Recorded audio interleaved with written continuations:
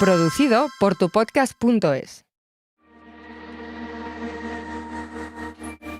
Los niños no mienten, con Natalia Ortega. Hola, ¿qué tal? ¿Cómo estáis? En episodios anteriores ya nos adentramos en la prevención de los abusos sexuales en menores. Por eso en este episodio queremos que tengáis una guía o algo similar a la que recurrir cuando tengáis dudas de si vuestros hijos o cualquier crío están sufriendo estos abusos. Evidentemente es una realidad aterradora, dura y algo que nadie quiere vivir, pero lamentablemente está ahí. Y lo peor que podemos hacer es darle la espalda o dejarlo pasar como si fuera un mal sueño que termina con el sonido del despertador. De todas formas, para ayudarnos ante un asunto tan delicado, nadie mejor que Natalia Ortega. Bienvenida, Natalia, ¿cómo estás? Hola, ¿qué tal? Bien. Como decimos al principio, quiero que tratemos con el máximo de detalle qué podemos hacer para prevenir los abusos sexuales a menores. En otro capítulo, que si no lo habéis hecho debéis escuchar también, hablamos un poco de cómo afrontar la prevención de abusos y qué podíamos hacer como adultos responsables. Natalia, entiendo que debe de ser complicado determinar qué situaciones son más peligrosas para los más pequeños a la hora de sufrir, ¿no?, estos abusos. Entonces, ¿qué les podemos decir para que de alguna manera estén alerta y los puedan evitar? ¿Cómo podemos comenzar esta conversación sobre prevención de abusos? Bueno, yo creo que lo más importante, como ya dijimos en el episodio anterior, es la comunicación que tiene que haber entre los niños, su cuidador principal, padres o personas de referencia. Lo primero que hay que hacer es hablarles de la parte de su cuerpo, que es tan importante, ¿no? Su cuerpo es suyo y entonces, nadie tiene, como dijimos, derecho a tocarlo. Entonces es fundamental que normalicemos la parte de la sexualidad, pero también la parte de la autoprotección, ¿no?, que parece que los niños son propiedad muchas veces del adulto. Entonces, pues la manera inicial que hay que hacerlo, y depende mucho del momento evolutivo en el que esté el niño, pues primero será a modo de explicarles, como hacemos en consulta o cuando trabajamos prevención en muchos centros educativos, de las diferentes partes del cuerpo. Hay que dar nombre a cada parte del cuerpo. Si nos fijamos, pues los niños normalmente mencionan todas las partes del cuerpo y cuando tienen que llegar a las zonas de los genitales se callan, se esconden, se ríen, ponen cara de vergüenza, y el adulto muchas veces eso lo refuerza y hace como, sí, es que esas zonas, o le ponemos una etiqueta de un nombre a lo mejor que genera pues cierta risa, ¿no? Entonces, lo primero es etiquetar cada parte del cuerpo como el resto del cuerpo. ¿Por qué? Porque va a ser muy importante desde pequeños que cuando haya a lo mejor una situación que les haya generado incomodidad, que les haya generado un momento de sentimiento de vergüenza, te puedan señalar perfectamente qué parte del cuerpo ha podido ser violentada. No sé si hay alguna frase ideal o palabra o, gesto o actitud que podemos mostrar para que esta conversación en torno a la prevención se inicie. Yo no sé si en terapia o sí. Puedes poner algún ejemplo en concreto. Con los más pequeños trabajamos mucho con lo que es bandera verde y bandera roja, ¿vale? Bandera verde serían todos los contactos que puede haber entre niños, entre adulto y un niño, que generan al niño un sentimiento, de felicidad, de cariño, de no sentir que se está violentando su cuerpo, que ellos ya lo notan desde pequeños. Y bandera roja sería pues todos los gestos, todas las maneras a lo mejor de tocarles, de tratarles, incluso, hablando de la parte de lo que sería abuso sexual, pero también a nivel psicológico, cómo puede llegar a invadir o a coaccionar a un niño. Entonces toda esa parte sería bandera roja, ¿no? Entonces, muchas veces con los más pequeños, cuando a lo mejor han tenido algún tipo de verbalización, ¿no? Pues he jugado con mi amigo en el patio a enseñarnos la cola y no me ha gustado, ¿no? Entonces, ahí me empiezas a indagar sobre las diferentes partes del cuerpo que se han podido enseñar y que vayan nombrando si ha sido bandera verde, bandera roja. A través de algo tan simple para un niño, ¿no?, que sería, polarizar a través de colores, lo bueno, lo malo, ellos van sacando qué parte no les ha gustado y si ha habido alguna situación que les ha generado algún sentimiento de vergüenza, de rechazo, o incluso, a lo mejor ha sido un juego sexual que puede haber entre niños y que eso entra dentro de la parte evolutiva de todos los niños, que no ha generado ningún malestar, ¿vale? También tenemos que diferenciar y no alarmarnos con cualquier juego sexual que pueda haber entre niños. Juegos sexuales entre niños que son de la misma edad y que se supone que son conductas exploratorias. De alguna manera ya lo has dejado ahí casi votando, Natalia, ¿no? Que en función de la edad la prevención probablemente no sea igual. No podemos tratar quizás de la misma manera a un crío de 5 o 6 años, como comentabas, que a un adolescente de 15. Sobre todo porque la conciencia sexual evidentemente es diferente y el conocimiento del cuerpo. Entonces, Natalia, no sé si hay distintas frases en función de la edad, que ya lo has dicho, el tema de las banderas que puede ser interesante, pero yo no sé si frases, palabras, cómo van cambiando en función de la edad que tengan estos menores. Bueno, se han hecho también campañas de prevención sobre el abuso en la etapa ya de preadolescencia y adolescencia, que ya ahí varía mucho.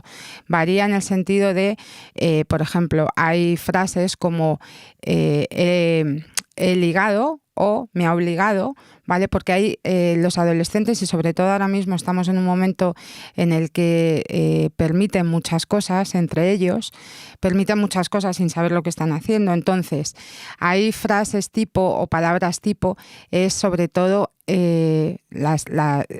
directamente hacerles ver si en algún momento se han sentido obligadas o obligados a tener algún contacto sexual que les ha hecho sentir pues de una manera que han notado que les estaban como forzando a generar placer a la otra persona. Esto puede darse entre iguales, ¿vale? Que se está dando además a través de las redes mucho, y en esa parte también hay que hacer muchísima prevención.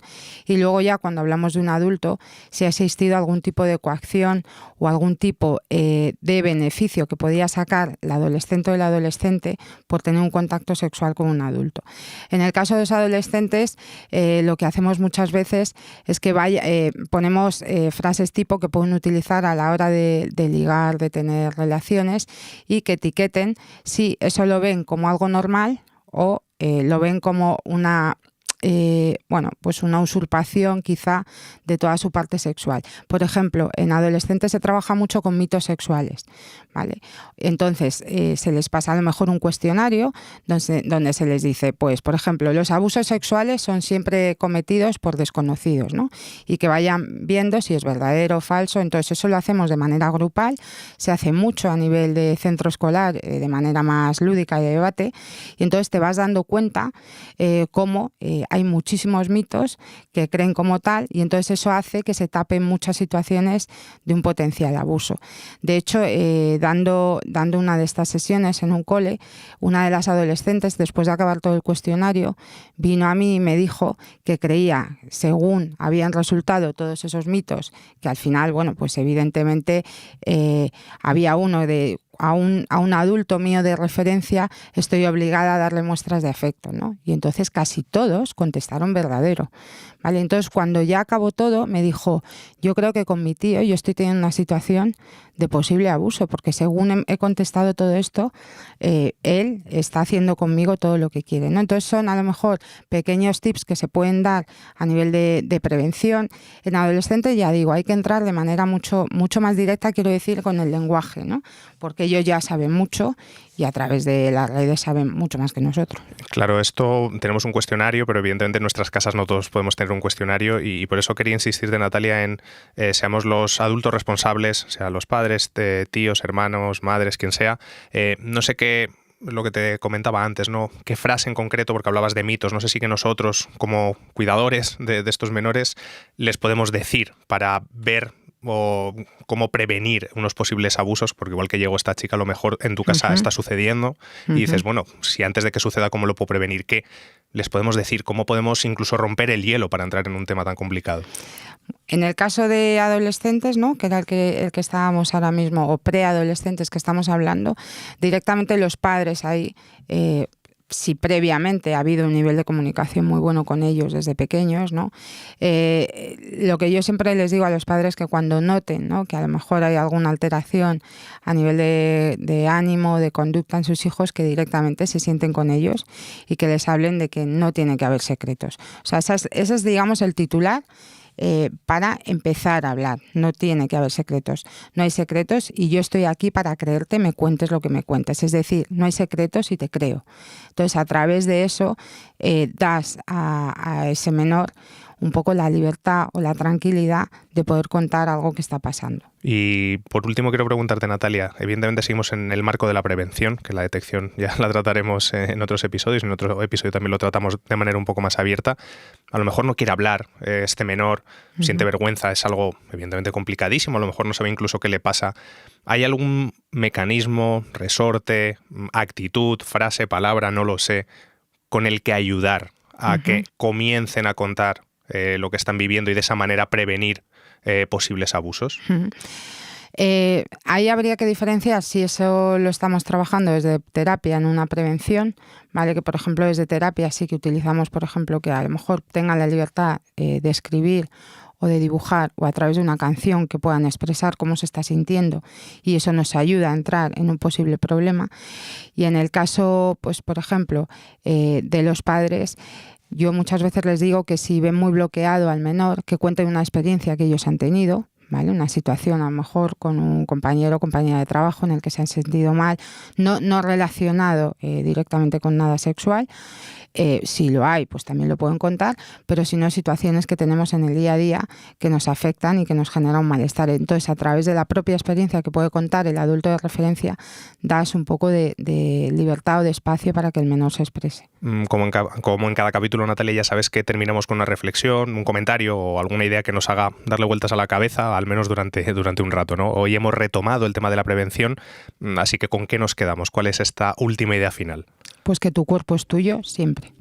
Natalia, muchas gracias por acompañarnos en un episodio más de Los niños no mienten.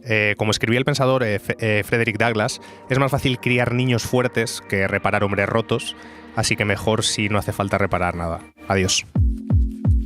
Producido por tupodcast.es.